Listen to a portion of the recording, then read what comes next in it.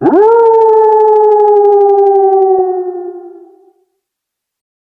pushed open the glass door of the small diner at the corner, expecting the familiar warmth of fresh coffee and chatter. But something was off. The air felt heavier, and the smile on the owner's face didn't quite reach her eyes. Her hands trembled as she wiped a streak of grease from the counter, and for the first time in months, I noticed the dark circles beneath them. Atlas, my German shepherd, stiffened at my side. His ears pricked, and he let out a low, uneasy rumble. Luna, my husky, tilted her head and inched. I slid into my usual booth, but the comfort I normally found there refused to follow. Instead, I caught a glimpse of faded graffiti outside the window, half scrubbed, but still screaming its message of cruelty. My stomach tightened. There was something wrong here, something Sarah was. When she set down my coffee, her fingers shook, and I felt Atlas nudge my leg. His gaze locked on her with that uncanny canine wisdom. Luna pressed her nose against Sarah's arm, offering silent comfort. That small gesture broke through the fragile mask she was trying so hard to keep. Her lips quivered, and for a moment I saw the truth. Exhaustion, fear, and the kind of loneliness that gnaws from the inside out. I knew then that this was no ordinary morning. Something was unraveling, and I had just stumbled into the heart of it. If you've ever seen loyalty speak louder than words, you know this feeling. Stay with me, because what my dogs uncovered changed everything. And before we go further, tell me, where are you watching from today? Atlas's low growl was the first sign that something wasn't right.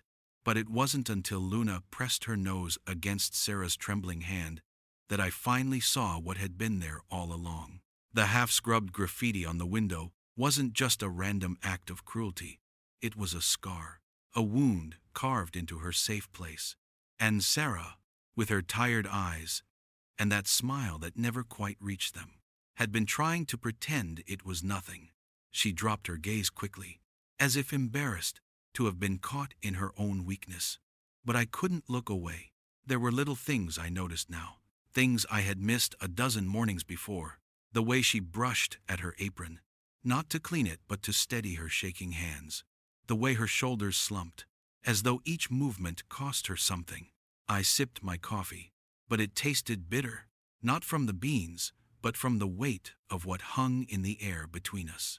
Atlas rested his chin on my boot, his eyes never leaving Sarah. Luna whined softly, the kind of sound that carried sorrow more than words ever could. Dogs don't lie. They see through the walls we build, through the masks we put on for the world. And right now, both of mine were telling me the same thing Sarah was breaking. When I asked if she was okay, her answer wasn't words, but silence. Her lips parted, then closed again. A single tear slipped free, tracing a pale line through the flour dust still clinging to her cheek. She sank into the booth across from me, shoulders quivering, and for a moment, she tried to hold it in. But then, the dam broke. Her body shook with sobs she had been burying for God knows how long. I didn't move. Not right away. Sometimes the hardest thing to give someone is space. Even when every part of you wants to rush in and fix what's broken. Atlas climbed up beside her, a massive head pressing firmly into her arm, grounding her. Luna leaned against her side, tail still, eyes lifted as if she understood the gravity of what Sarah was carrying. And slowly, in broken whispers, the story came spilling out. It started small, almost invisible. A spray-painted word on the glass one morning. She scrubbed it off before customers arrived, thinking it was nothing more than teenagers acting out. Then came the garbage, dumped right outside her door. At first, she tried to laugh it off, dragging the trash bags away before opening the diner. But the pattern grew.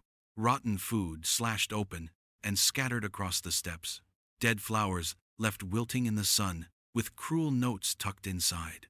Her online page flooded overnight with one-star reviews, all anonymous, all vicious, accusing her of filth, rudeness, things anyone who had ever stepped inside knew weren't true. The attacks weren't random, they were deliberate, and they were wearing her down. Sarah's hands shook as she pulled a folded paper from her apron pocket. The edges crumpled. The words stamped in cold, merciless ink. She pushed it across the table toward me, and I unfolded it with dread already coiling in my stomach. An eviction notice. Pine State Development. A name I'd heard whispered in town before, demanding she vacate the property within 30 days. No apologies. No explanations. Just an order. I felt my jaw tighten, the soldier in me stirring. My knuckles whitened as I flattened the paper against the table. For years I had tried to bury that part of myself, to live quietly, with only my dogs and the silence of routine. But staring at that letter, and then at Sarah's tear-streaked face, I felt it rise again. She whispered that she couldn't fight them. Her voice cracked, as if the words themselves carried splinters. She said she was too tired, too old, and too alone. I wanted to argue, to tell her she wasn't. But her brokenness stopped me. This wasn't about logic. This was about the crushing weight of being targeted, day after day, until even strong people start to believe the lies written on their windows. Atlas let out a heavy sigh, his head still pressed to her arm, his eyes soft, but unyielding. Luna nudged her side again, insistent, as though telling her she wasn't alone, no matter how much she believed it. And I realized then that my dogs understood something. I hadn't yet put into words this wasn't just vandalism. It was an attempt to erase her, to grind down her spirit, until she gave up what little she had left. The diner wasn't just a place to grab a cup of coffee. It was her lifeline, her legacy. Every picture on those walls, every tear in the vinyl booth, carried years of laughter, arguments, memories of her and her late husband. To lose this place wasn't just to lose a business, it was to lose the last tangible piece of her life with him. I studied her as she wiped at her tears, her shoulders slumping forward. That fragile smile she always offered us was gone, stripped away. What was left was a woman crushed beneath the cruelty of faceless enemies and the indifference of a system that didn't care.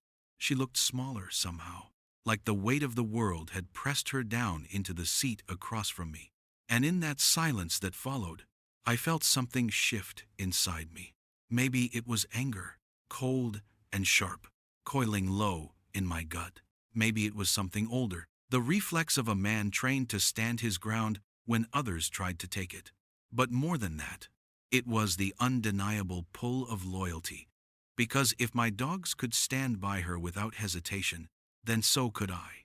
I thought about how easy it would have been for me to ignore it, to sip my coffee, pat Atlas and Luna on the head, and walk away when the meal was done. To tell myself it wasn't my problem, that the world was full of injustices and I was just one man. But I couldn't. Not after seeing the way Sarah's hands trembled. Not after watching her fold in on herself, like a paper doll under the weight of it all. That was the moment the story changed for me. The diner, Sarah, even the battle. She didn't think she could fight. It all became something I couldn't turn my back on. My dogs had sensed it first, as they always did. Atlas with his steady, watchful gaze. Luna with her restless empathy. They had pulled me toward the truth, peeled back the layers Sarah had tried to hide, and revealed the raw wound underneath. The pain wasn't abstract anymore. It wasn't just a rumor or a headline. It was there, sitting across from me, spilling out of a woman who had been strong for too long and could no longer hold the weight. I folded the eviction notice back into her hands, but not before giving it one last, hard look. 30 days. That's all they had given her. 30 days to dismantle a life built over decades. 30 days to strip away not only her livelihood but the very heart of the community. And I knew then, as surely as I knew the steady rhythm of Atlas's breathing and the restless energy humming through Luna's body, that I couldn't let it happen. Her sobs kitted, but her eyes still shimmered with the kind of despair that doesn't fade overnight. I leaned back in my seat, the old vinyl groaning beneath me, and let the weight of it settle. The battle line had been drawn, not with guns or soldiers, but with cruelty and ink on paper, and whether Sarah believed it yet or not, she wasn't going to stand alone. That first crack in her facade, the way her grief spilled out in that booth, was the beginning, the point where the story stopped being just hers and became mine, too. The moment when the invisible pain was finally visible, undeniable, and impossible to ignore. And even though I didn't say it out loud that morning, I made a promise to myself, to Sarah, and to the two loyal souls sitting at our sides. I wouldn't let them erase her. I wouldn't let them win. That night I couldn't sleep. Sarah's broken voice, the eviction notice, the hollow look in her eyes, they played on a loop in my head long after I'd left the diner. Atlas lay stretched across the floor at the foot of my bed, his ears twitching at every creak of the old house. Luna shifted restlessly, pacing by the window as if she, too, knew something was coming.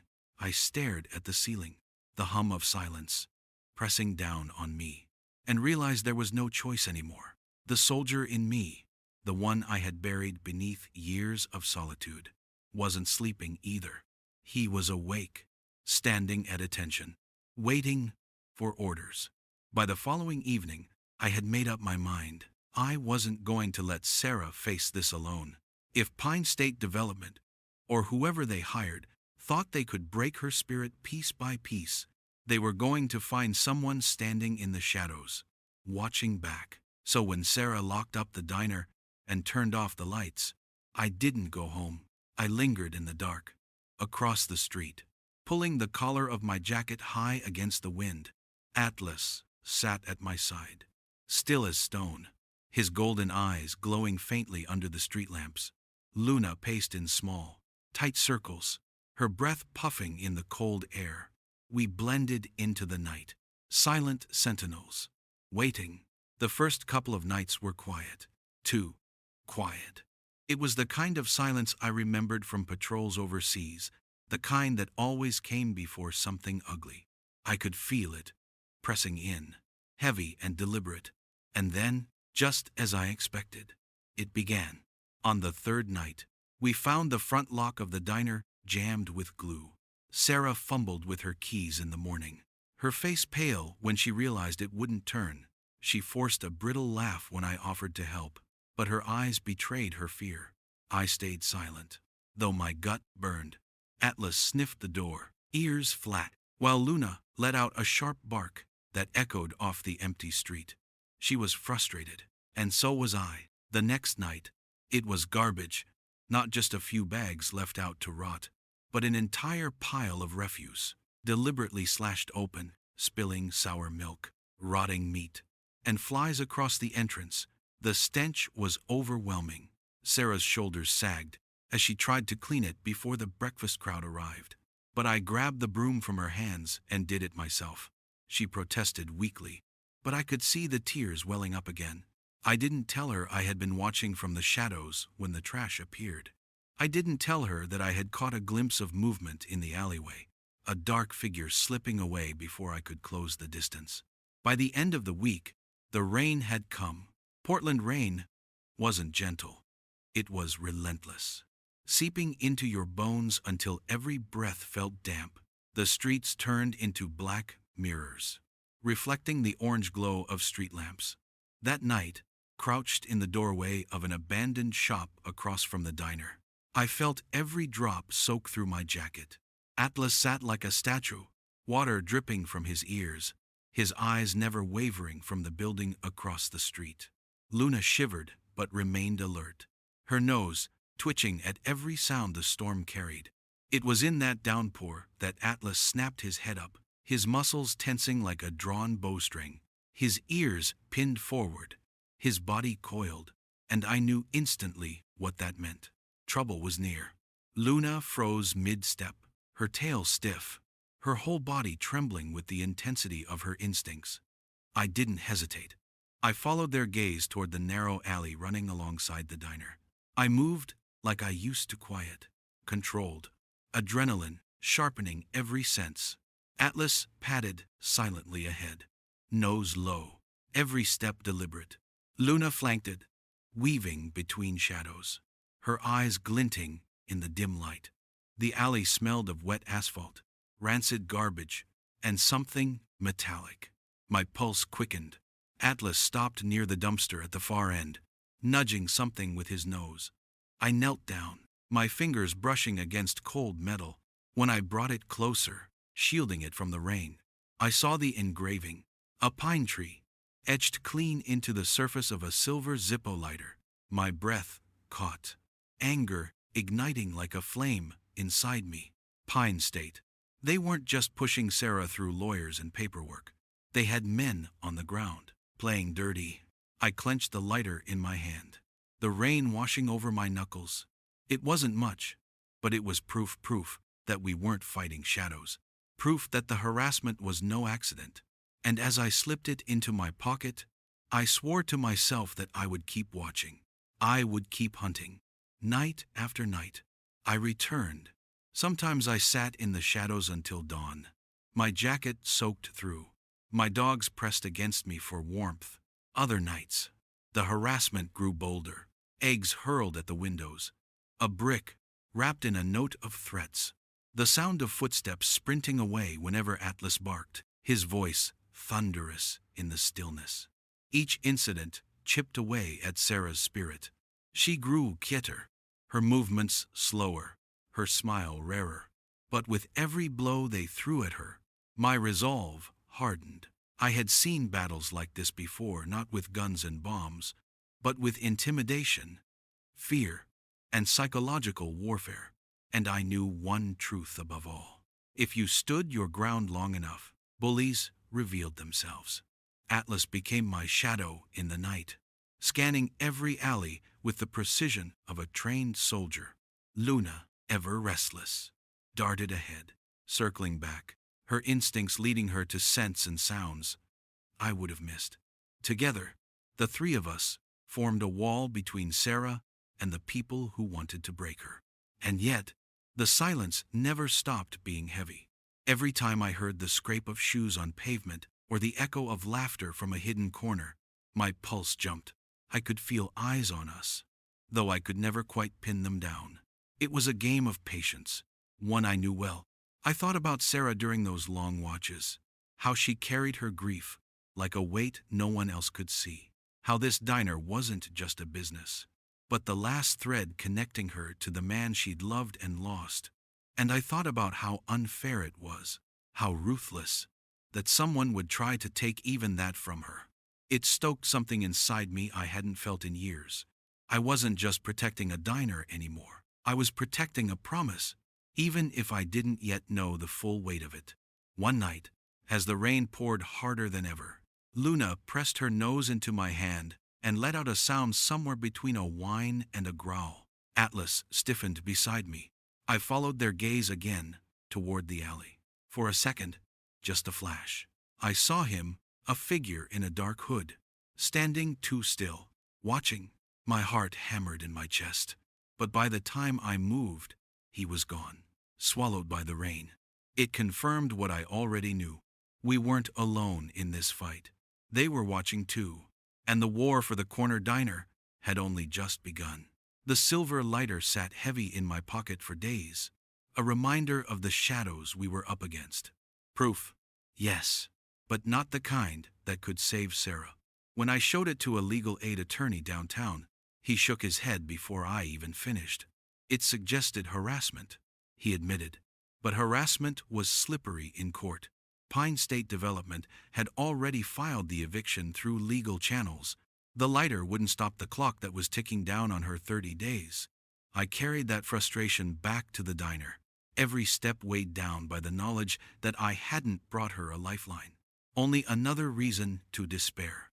Sarah's face, when I laid the lighter on the counter, haunts me still. For a brief moment, her eyes had lit with something close to hope. And then, as the lawyer's words sank in, that light died out. She nodded, too tired to argue, and quietly began the heartbreaking task of packing away her life. The next morning, I found her in the back office, boxes stacked around her, photographs tucked away as though they were nothing more than clutter. Her hands trembled as she folded napkins, as if the simple act of tidying up could soften the blow of leaving it all behind. Atlas whined low from the doorway, his massive frame silhouetted against the hall light. Luna padded in beside me, her ears perked, her bright eyes darting between Sarah and the dusty corners of the room.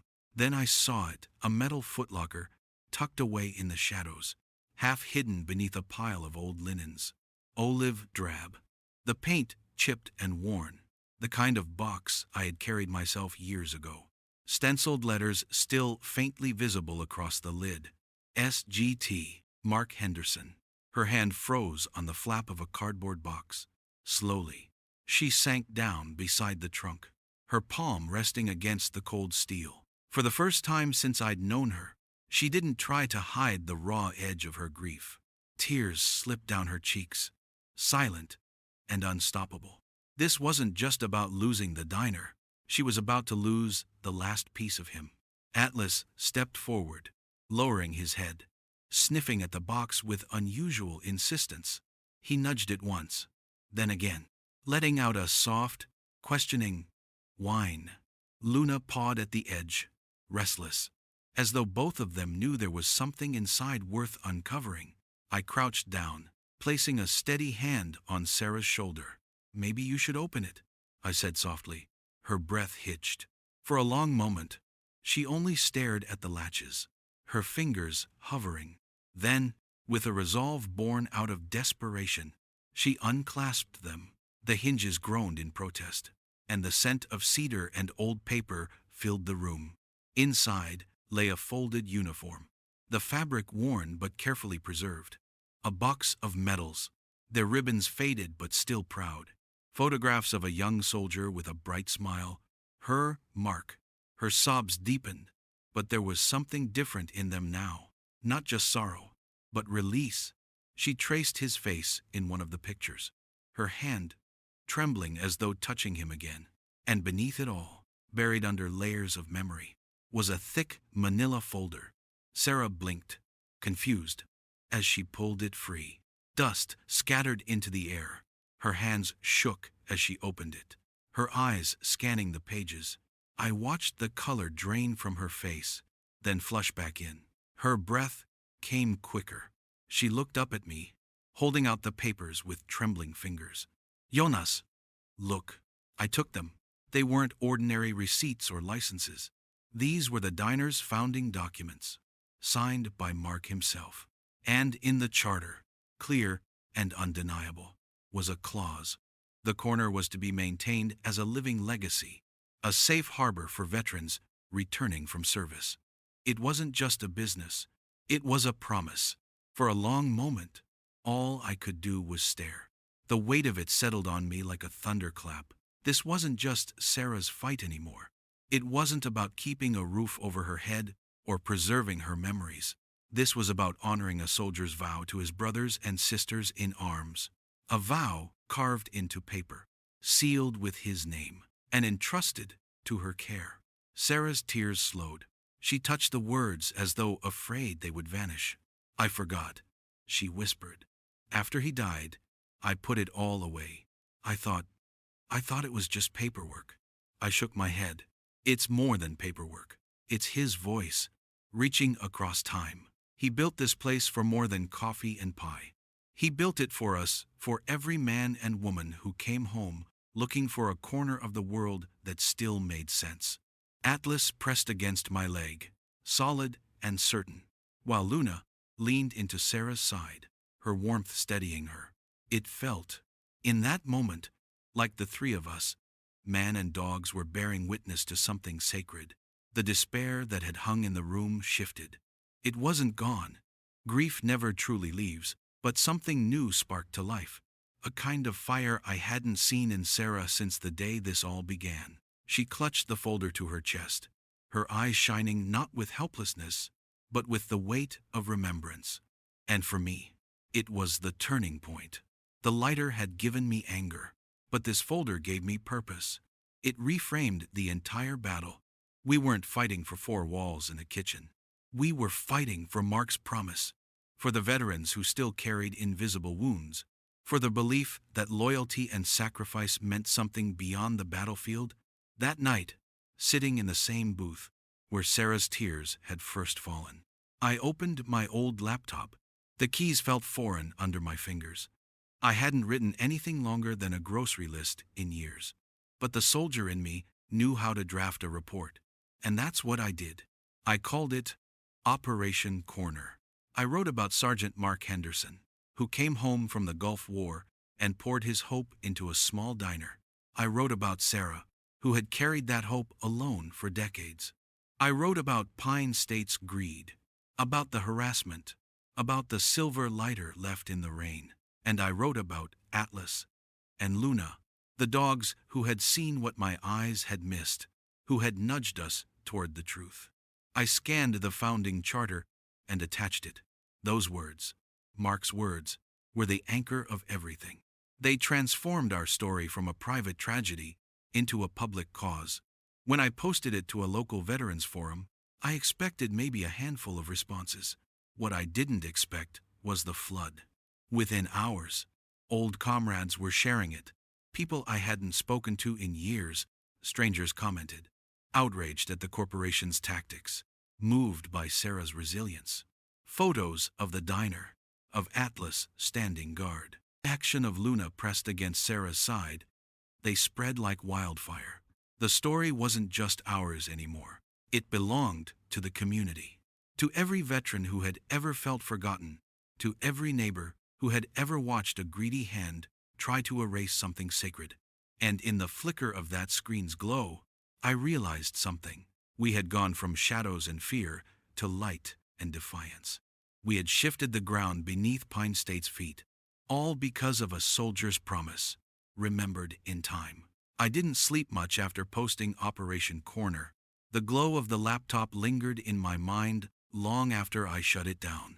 And every buzz from my phone in the night reminded me that something had shifted. By morning, the story was already moving faster than I could track.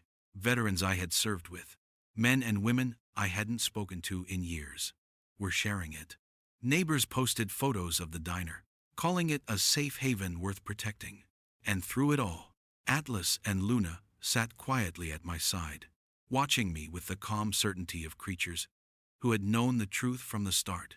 When I walked into the diner that morning, I expected Sarah to look as hollow as she had in the days before. Instead, I found her standing behind the counter, wide-eyed and bewildered. As the bell above the door rang non-stop, customers poured in, families ordering full breakfasts, students from the college buying coffee they didn't need, old veterans sliding into booths with a sense of reverence. Plates clattered, and voices rose. The smell of bacon and cinnamon filled the air. It was the sound of life rushing back into a place that had nearly been strangled to death. Sarah caught my eye from behind the counter, her face a mix of disbelief and something I hadn't seen in weeks. Joy. She mouthed a thank you, her hand pressing against the folder she kept close now, the charter that had become her shield. Atlas lay by the door, calm and dignified, while Luna wove between customers, soaking up their attention, her tail wagging furiously. People laughed, ruffled her fur, took pictures. In every image, she looked like exactly what she was, a guardian of something sacred. That evening, I prepared to resume my lonely watch. But when I stepped outside, I wasn't alone. A motorcycle rumbled up to the curb, and an older man in a weathered Marine Corps jacket climbed off. He nodded to me, his gray beard catching the streetlight. Figured you could use another set of eyes, he said. I didn't know him, but I knew his type, the kind of man who didn't need explanations, only a cause worth standing for. Within an hour, 2 more veterans showed up. By the end of the night, 6 men and women stood with me across the street, silent but solid. Atlas prowled between us, inspecting each new arrival before settling with quiet approval. Luna darted from one to the other, her energy infectious, reminding us why we were there. The shadows that had once felt heavy now seemed lighter. We weren't alone anymore. The next day, the diner was packed again. The story had made its way to the local news, and soon cameras showed up, filming Sarah as she poured coffee with a smile that was finally genuine. The anchor's voice carried across living rooms in Portland. A small diner with a big promise is fighting back against a corporate giant. With the help of veterans and a loyal pair of dogs, it snowballed. Community groups organized shifts to eat at the diner. Churches sent volunteers. High school students left hand-drawn signs taped to the windows. "We stand with Sarah." The counter filled with flowers and thank you cards. And through it all, the clink of dishes and the hum of conversation drowned out the silence that had once been so suffocating. For Pine State Development, the tide had turned. What they thought would be an easy eviction became a public relations nightmare. Boycotts sprang up across the city, targeting their other projects. Protesters gathered outside their sleek office downtown, holding signs that bore Atlas and Luna's photos with the caption, "This is what loyalty looks like." Weeks earlier, they had been shadows, slinking around in the rain. Now, they were the ones being dragged into the light. Reporters dug into their practices, uncovering a trail of harassment and intimidation that went far beyond Sarah's diner. What started as a story about one woman's fight became a mirror held up to the city, exposing the lengths corporations would go to in pursuit of profit. One evening, as Sarah refilled mugs and laughed with a group of college kids, a man in a suit entered quietly. He wasn't from Pine State. I knew that instantly. He carried himself differently. Less arrogance, more purpose. He introduced himself as a representative from the State Veterans Association. After a heartfelt conversation with Sarah, he presented her with a small brass plaque. The words engraved on it were simple but profound. "The Corner, a recognized heritage site and safe harbor for veterans." Tears slipped down Sarah's cheeks. But they weren't tears of despair this time. She looked younger, lighter, as if the burden of grief had been lifted just enough for her to breathe again.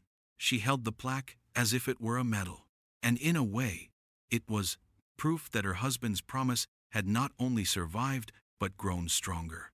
I watched from my booth, a quiet satisfaction settling in my chest. Atlas rested at my feet, his steady presence grounding me, while Luna lay stretched out near the counter, her ears twitching every time someone said her name. They had been the ones to see it first, to sense the pain Sarah tried so hard to hide. They had pulled me into this fight, and without them, none of it would have happened. The final blow to Pine State came not with a courtroom verdict, but with a sterile announcement on the evening news.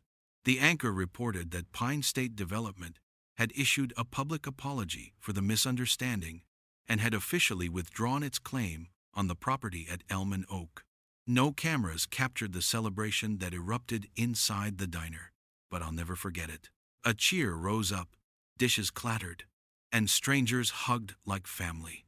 Sarah leaned against the counter, tears streaming freely, laughter bubbling out of her in waves. In the weeks that followed, the diner transformed. No longer a quiet refuge, it became a bustling hub of community. Sarah hired a young waitress named Emily, her bright energy filling the gaps left by years of sorrow. She even brought on a part-time cook, freeing her to spend more time out front, where she belonged, laughing, chatting, sharing stories. The walls filled with new photographs, veterans standing shoulder to shoulder, families gathered around tables. Atlas and Luna sprawled on the floor like kings of the corner. Each image was a testament to the fact that the diner was no longer just a place to eat. It was a symbol. One Friday evening, about a month after the storm had broken, I sat in my usual booth and watched the life swirling around me. Every seat was taken. The air buzzed with laughter. The smell of coffee and pie, thick and comforting. Sarah caught my eye from across the room, her smile radiant. She didn't need to speak. Gratitude poured from her in every glance. Atlas shifted beside me, his head resting on his paws, his breathing slow and even. Luna curled against his side, her eyes half closed, her tail flicking lazily. They had done their duty. not with teeth or growls, but with loyalty and instinct, with the kind of truth that only animals seem to understand. As I leaned back, a rare peace settled over me. We had won, not through violence, not through anger alone, but through solidarity. Sarah hadn't just regained her diner. The community had regained its soul. And I knew then that this was the legacy Mark had intended when he wrote those words into the diner's charter. A living promise, a safe harbor, a reminder that some battles are fought not for land or money, but for dignity, memory, and the simple right to belong. I reached down, scratching behind Atlas's ears, feeling the solid warmth of him against me. Luna nuzzled my knee, her bright eyes lifting toward mine. For the first time in years, I allowed myself a smile that wasn't haunted. The fight was over. The diner was safe. And in the heart of Portland, on a corner once threatened with silence, loyalty had spoken louder than greed.